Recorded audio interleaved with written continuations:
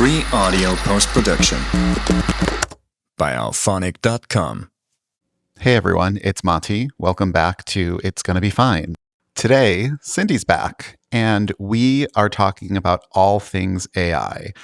We discuss AI in the classroom, in the worlds of education, as well as in the workplace. And guess what? We had so much to unpack that we decided to make this a two-parter. So this is part one, and part two drops next week. All right, here we go.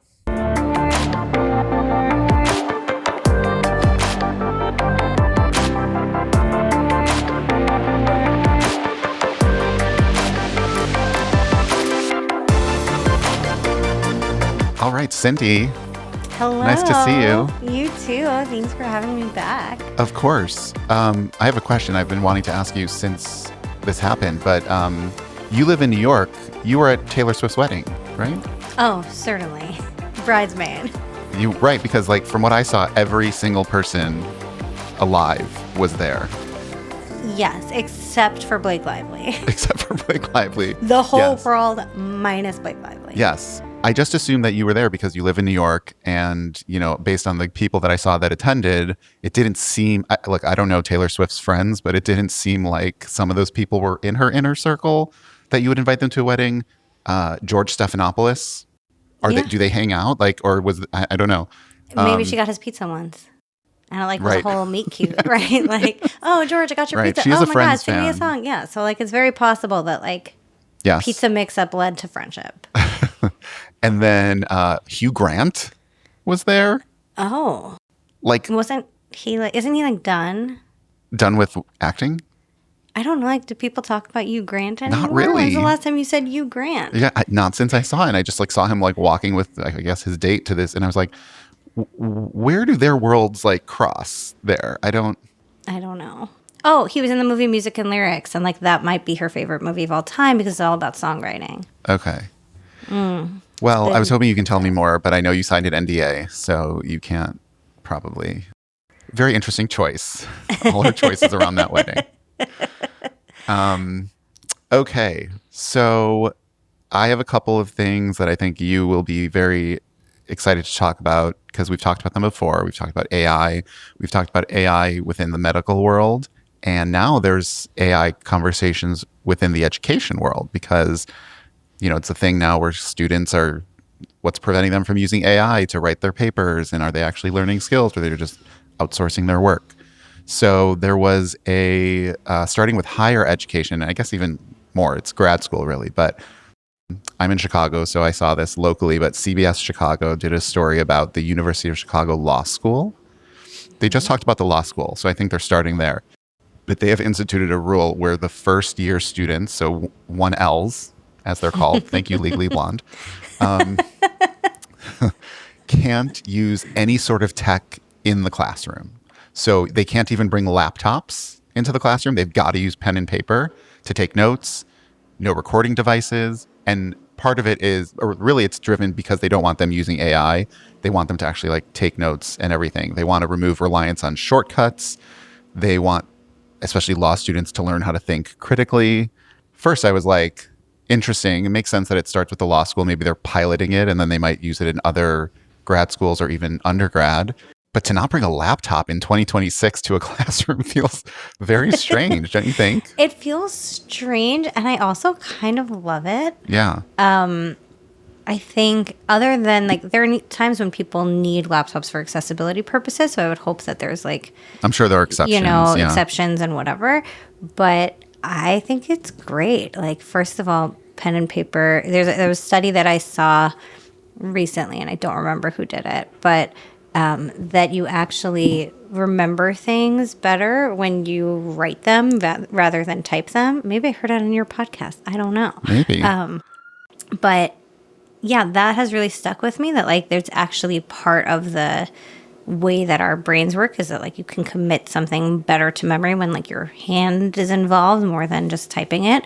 So that just seems like a good education practice. But then also I may be very old school, but I hated being in class in college and seeing that someone in front of me was on their laptop and what they were doing was just online poker or whatever it was. And like I found that very distracting. And like someone's doodling in their notebook, like you have to really crane your neck to see. But if someone's right in front of you, like you can get distracted.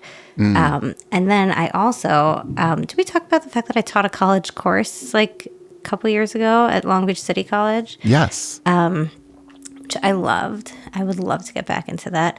But I had... Too bad you live in a place where there's not a lot of schools, you know? I just like have to, you know, like actually look to see if there are rules and apply. Like Long Beach City College like happened because I was in the right place at the right time. But one of my students was like on his laptop and he was like very clearly doing other things to the point where he would sometimes laugh. And I am very funny as an instructor. And sometimes people would laugh because I made a joke, but he was just laughing randomly. And I was like, oh, what's going on? And he was like, oh, no, never mind. It's not about this class. And I was like, why are you even here? Right. Like, what are you doing here? Attendance is like 10% of your grade, maybe. So I'm just going to pause for my washing machine. Can you hear that? I heard it. Okay, it's over. What a pleasant song. Oh, I have to send you a really funny reel. You might have seen it. It's a guy breaking up with his girlfriend, but the dryer starts playing. It's really funny. We need music from our machines. Anyway, it's easy to have just like the facade of learning. I think if you need to have access to the internet for something that's happening or like some online learning tool, but if it's a lecture, like just be present. And it's something that actually is being instituted in some other schools, like in elementary and middle schools. There's some policies in some schools that I'm aware of where like the students are only allowed to use the laptops or the tablets when it's specific to like a math exercise that happens on like the platform, and otherwise they're learning how to take notes manually. And I am a fan. Yeah. Sometimes I'll lead workshops for college students through my like resume writing, career coaching business, and often the students who are like clearly not paying attention, like they're Zoom workshops, and like the students are like clearly doing something else while Zoom is open because they're not smart enough to put their cameras off or whatever. And I can see that, and I could track that, like even like dancing along. So like, like I'm not playing music, and if I see your little like vibing, like what are you doing? Yeah. And then I'll be like, is Q&A opens up, and inevitably, one of these students who's not paying attention will say like, "Excuse me, will I be getting a recording of this?" And I'm like, so you could watch it in someone else's class? Like, is your whole life just like recording? And the answer is often no, you're not going to get a recording of it. And so you have to learn to be present. And I think that's a trend that I'm seeing is like because, you know, the slides are up in Canvas and you can access the presentation whenever. You don't have to be present in the moment. You could just kind of be wherever. And when you go into a model that's like, you have to take notes, it's not all computer based, then like you can't get a recording the same way. And I think I'd be curious if people will learn better in like 10 years. I don't know. My hypothesis is yes. And I think it's like this bigger maybe trend that I've actually found kind of refreshing, but it's small because right now all we hear is like AI is getting faster and bigger and greater, and it's going to take over the world, and it's going to be everything we do, and humanity is whatever. But there is whatever. Yeah, whatever. It doesn't matter anymore. It's just machines. So cash. But there is this trend, and this is an example of it, where there's pushback on AI. So it's funny. It's kind of started in graduation season where the college students started like booing whenever any of their speakers spoke about AI. They kind of pushed back against that. We're seeing this. I just this morning had a conversation with, I guess I would call them like a podcast, not really an agency, but like, you know, the show's growing a bit. So I've been talking to people about like, you know, the best approaches. I know it's exciting. And so I had this meeting with these like experts, actual experts, podcast experts, and they were very clear in their marketing material. And even on the call with me, they were like, you know, just so you know, we never use AI generatively to create something. Even if we use it in the process, it will always be reviewed by a human.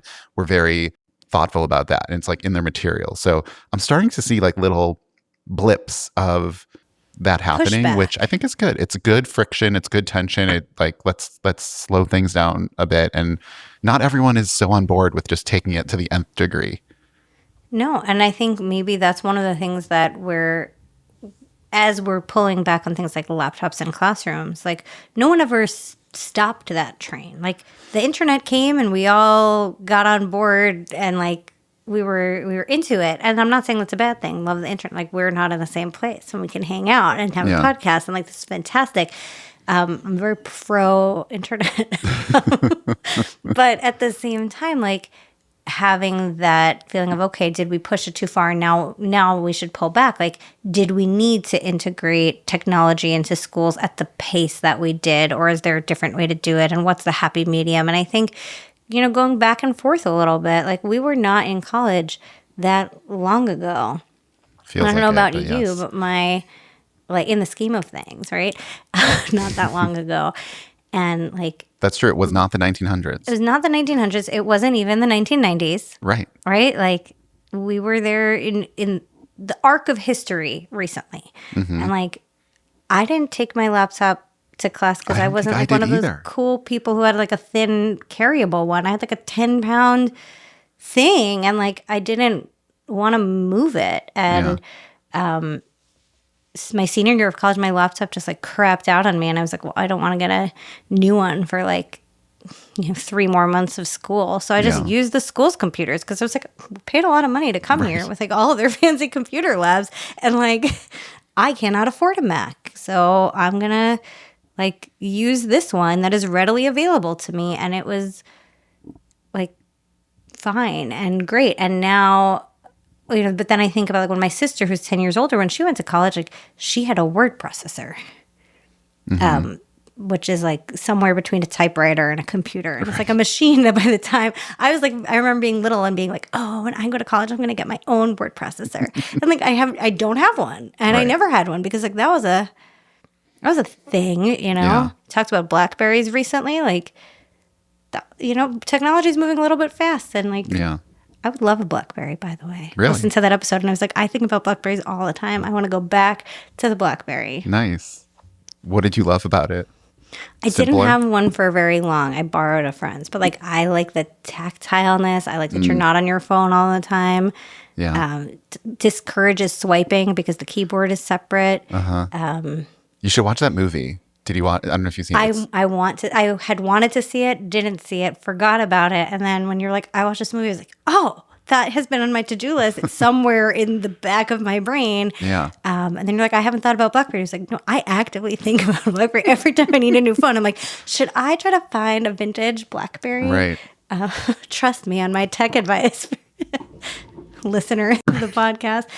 And it's they're doing it slowly. It's not like they said, no computers for anyone in law school. It's just one, the 1Ls first year. They're trying it out. So I think we'll see what happens, but I'm curious, what people think. I was coaching a younger Gen Z person. Oh, we love that. She was called out for being on her phone a lot.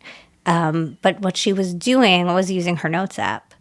So like she would be in a meeting and she would be taking her notes in her notes app and she was like, but I'm not on my phone. That we had like an interesting conversation about how like she didn't view it as being on her phone because she wasn't like just playing around on her phone. She was using her phone as a tool for her notes. Right. And the perception of the older people in her office was you are not invested, like you're texting while I'm talking to you. And she like was like, but I don't understand what's happening. That's not the case. And I was like, well, they can't see it. And in their mind, you take notes with a pen and paper. It was an interesting conversation because like she's very, very conscientious and being called out. And I don't know, is the onus on the boss to say like, hey, it seems like you're doing something on your phone. Is that texting or is that a notes app? Or, hey, I would prefer you not take notes on your phone. Like some kind of is communication down to say like, okay, this is how people are doing things now and maybe it's okay. Or is the onus on the younger generation to be like, gotta stick with how it used to be done in the past, like because I have to rise up, and I don't know the answer. No, I think the onus is on the older generation who's trying to stick to their like if they have an issue with the way the new generation is doing it, they need to tell them because the new generation is just gonna adapt to what is trending then. But do you think that they should like say, hey, it always needs to be a pen and paper? Or do you think that they should say, like, maybe I should be comfortable with a notes app, even if it looks like texting? Like, Either. They just have to be clear about which one they prefer. Okay. Oh, I like that balance. Very neutral. Yes. So it's interesting because that's law school and like higher education, grad school, which, I'm sure is, many listeners of this show are of that age. And I think also many listeners of this show are of the age where they have kids, maybe younger kids. On the flip side of this discussion is it's kind of a different story with the K through 8 schools. And there are this is what I saw in the Wall Street Journal. There's these new alternate education systems springing up. I think they talked about one specifically, a K through 8 school that's ditching like traditional educational models and using AI platforms to personalize education for K through 8. So all of these traditional ways of teaching K through 8 that have been studied and delivered for years and years and years, since who knows how long has school been around? A long time. And now they're now building it on these AI platforms. And at least this is like becoming like this school is starting to offer that. And it seems to be more like wealthier families that are adapting because it's not cheap to do something like this. So but it was various ages. And so here's some of the like pros and cons. And then wait, can I ask a clarifying question? Yeah.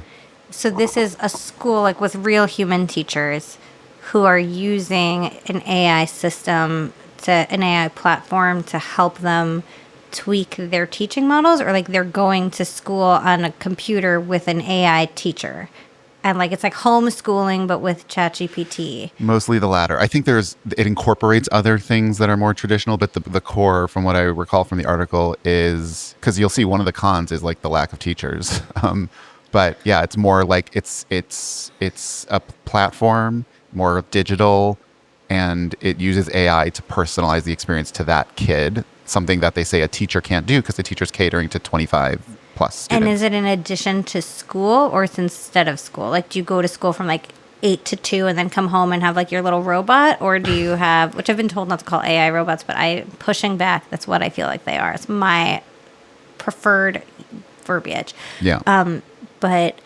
Or is it like instead of school, go downstairs, go to your computer and log on to robot school? Yeah. I think it's more the latter. I just opened the article to see. The school provides 2 hours of AI-based tutoring by interactive project-based workshops. So 2 hours. The local tuition is $75,000 a year. Oh, okay. For 2 hours? I think you get all the other stuff that school gets. So I think, whatever you're doing the rest of the day is included. But yeah. Uh-huh. Okay, cool. Interesting. So it is like a supplementary. Mm-hmm. It's just like the most expensive after school program, except for like maybe yachting. Exactly. Okay, I think the 75,000 was like certain, like maybe San Francisco. Some schools have inaugural classes beginning anywhere from 24 to 36,000 a year. Next year, tuition will rise to $60,000. Okay. Well, what are the pros and cons? Other than like obviously the con, one con is the price. Yes. Okay. So here's some of the things that they say, at least from the article that they talked about, that could be potentially upside. So the personalization piece of it. Everyone's a different type of learner. Everyone has different skills. If these models can learn what works for a student and really build on that the way a teacher cannot. I think the article said something over like, it's not about AI, it's about personalization. Whatever. It's about both probably, but I think that's one of the things that they're focusing on is that it can be highly, highly personalized.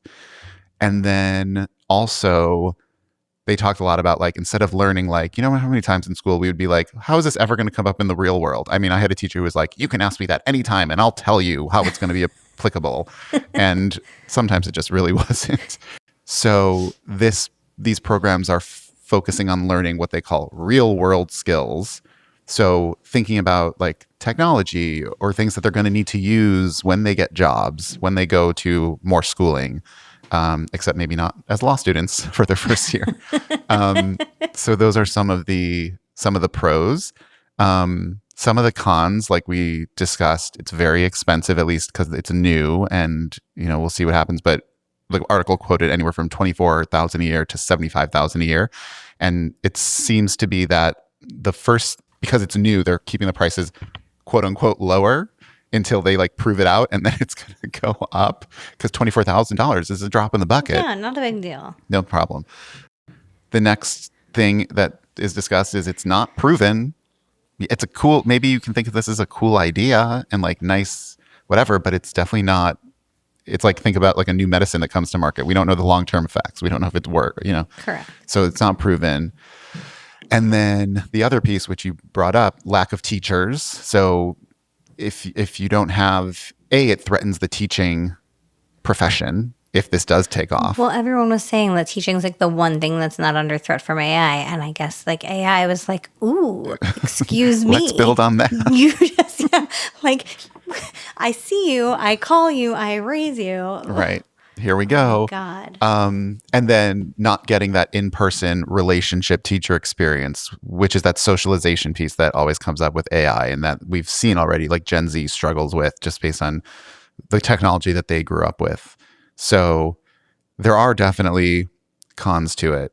And I just think it's so interesting, like that difference between like grad school is like, hey, let's pump the brakes, law school, pump the brakes. And then K through 8, when a child is the most impressionable, right, and learning the most, they're saying, hey, let's try this. Let's use this technology and see what it'll do. And the article this could be a fair point. The article did talk about like some parents were interested because they were just like frustrated with the public school system.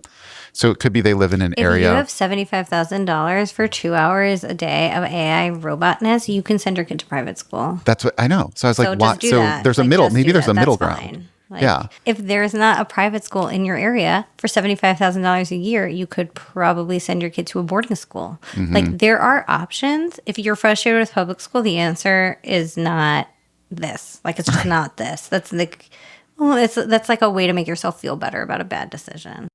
I got this sense too that it just felt like, and that's the thing. Like, it does parts of this like is cool and fun and sexy and exciting, right? And it's like, ooh, let's be on the cutting edge of that. But like, is it really the best idea for K through 8? Like, maybe like a class, like one of the classes can be devoted to like this kind of learning, but for it to become like a core part of the curriculum, like how education is delivered and received.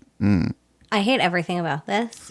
I'm not going to like take up all of our time telling you every single thing I hate about it. And I would have to learn more to hate more things. But actually, before I get into the hating, I just want to say that there are also a lot of K through 8 schools that are like not allowing kids to have cell phones even at home, to like undigitize kids. So like, yay to those schools. And I think there will be an interesting gap, like in 20 years, when you see the current 5th graders, those who went to AI school and those who went to I wasn't allowed to have a phone school, who succeeds more. Like, that will be a very interesting thing. Or like, what about the middle ground people? Curious about them too. Right. Like, but here are and they say that the no phone schools have been very successful in what they're trying to accomplish. The kids don't necessarily want to be on their phones with AI schools. I'm just so mad. I'm sorry. You can hear like a little like New York just came out. I'm so mad. Okay, so I don't buy the premise that only AI can personalize.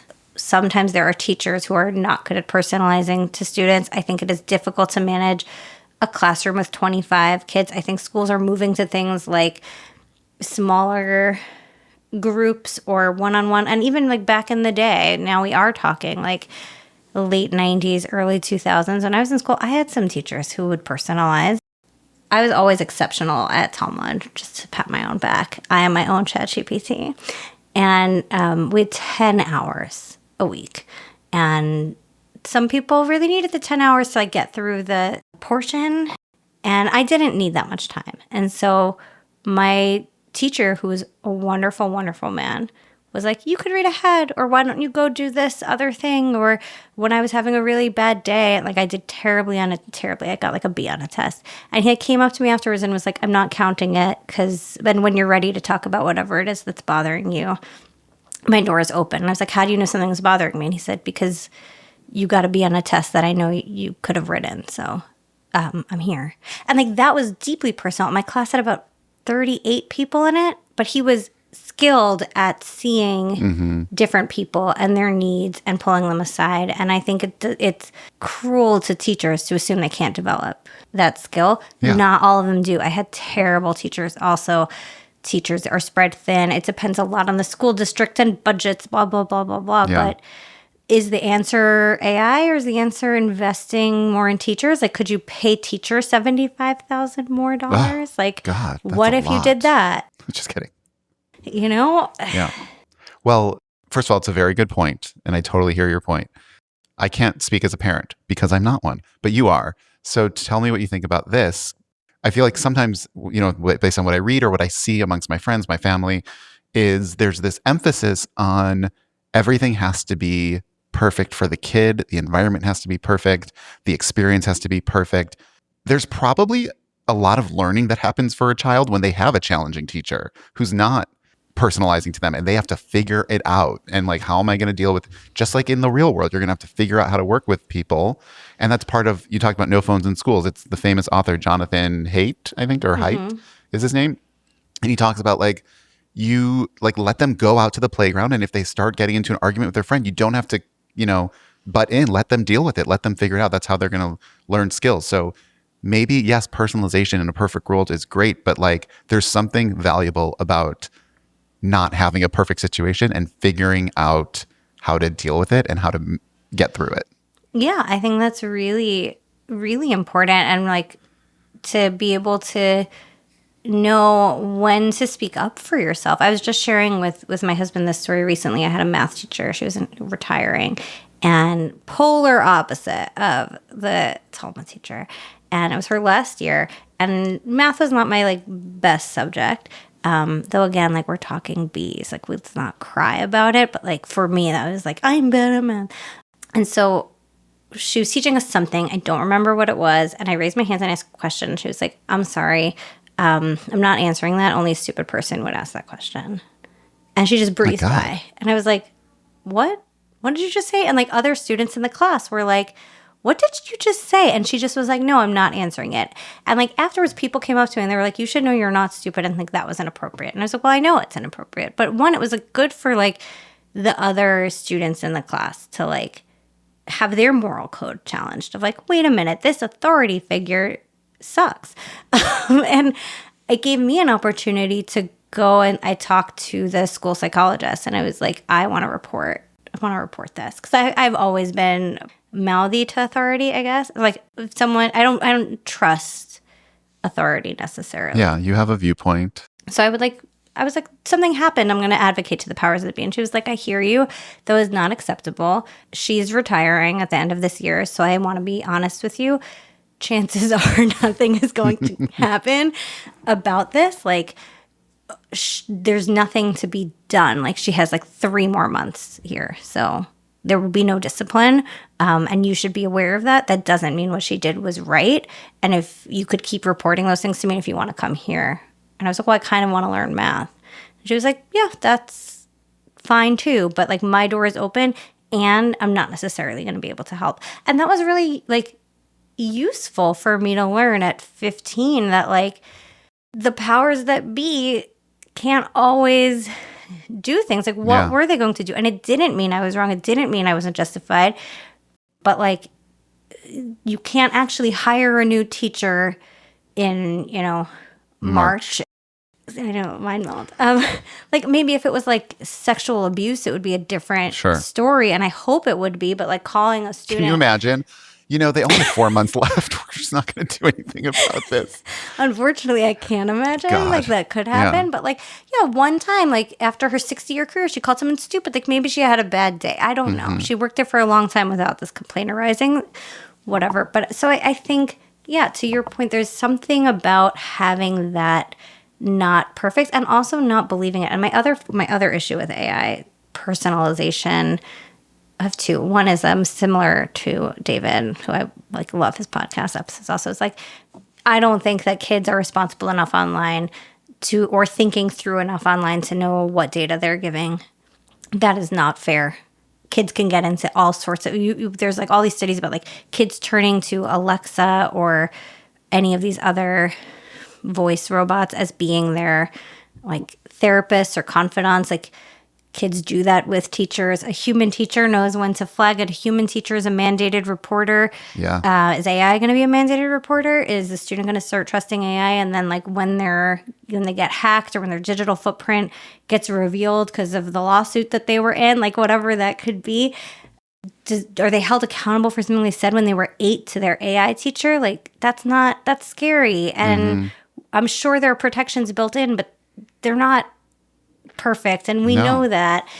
Also, like AI, we don't know enough yet, but there's evidence, at least anecdotally, of it being addictive. Totally. And like we can see it, that it's affecting the way people think. It's affecting when people turn to AI.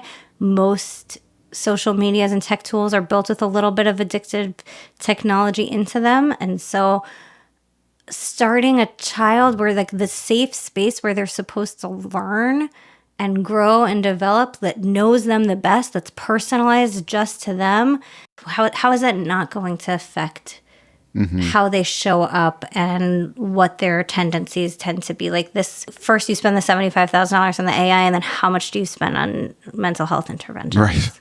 Like, because you don't like the public school in your area, move. It's cheaper. It's better. Like, there's just other solutions. This is a thing that for me does not feel like it's going to be fine. Very angry about it. Sorry. But I'm curious. Do you agree? How do you feel? I mean, I think there are people that feel the way you do, and they'll do what they can to like put up the guardrails. You know, whether it's AI in medicine or AI in education or anything, hopefully people will become, more experts at it. And a lot of it's trial and error. And that's actually scary to think about too. It's like, we actually don't have any clue. What if AI could be used to help teachers personalize things? This would not bother me. So the teacher's the user, not the student. Yeah, like what if a teacher was a user and said like, help me design a lesson plan that helps such and such style of that works across all different modalities of learning, or like, help me, can you ensure that my lesson plan is accessible? Like those are things that I think are okay. Yeah. Where when it's coming from the teacher to use as a tool, as a best practice, to say like, I have a student who's struggling with Y, what are some lesson plans? And then AI could like find other times when people post, a lot of teachers post their lesson plans online. So like, it's not hard if you have the search power to find those tools or resources or things that like could help, or to brainstorm, or to say, I want to adapt this thing to make an option that works for a visual learner. I think you're getting into a really interesting idea that might resonate with people too, which is, you need a license to drive a car. You need to be a certain age to drink. We're seeing that there's governments that are saying you need to be a certain age to use social media. Yeah, maybe there should be, you need to be not just a certain age, but like, depending on your usage of it, should you need to be quote unquote certified or licensed? And I think one of the things you're getting at is like, it's a very different experience and maybe lower risk for someone like a teacher who gets trained and is of a certain professional background and education to use it versus a 12-year-old or a 10-year-old.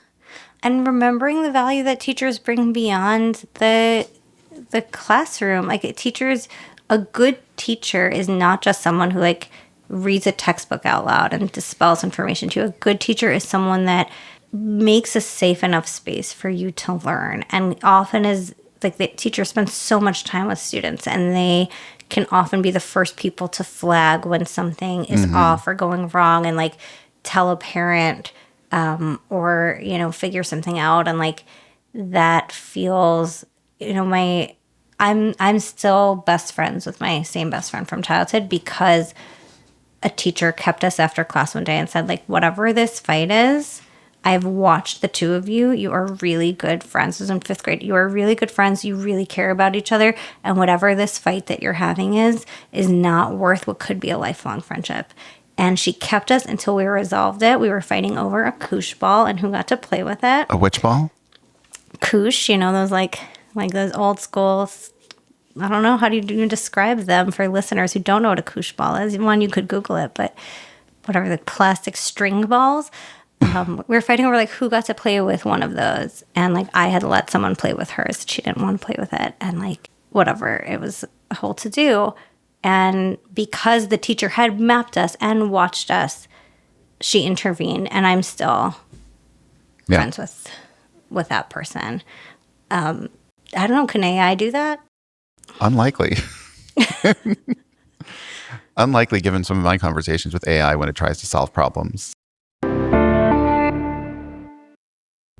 Okay, that was part 1 of our AI discussion.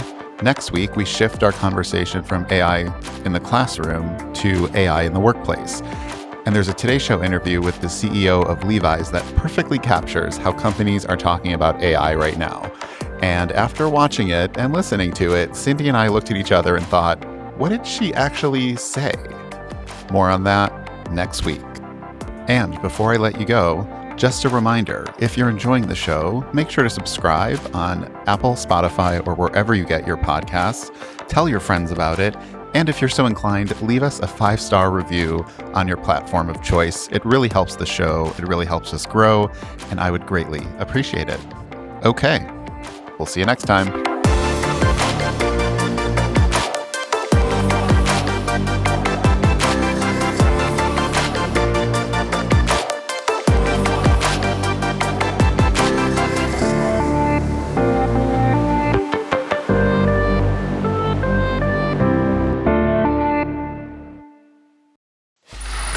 Free audio post-production by alphonic.com.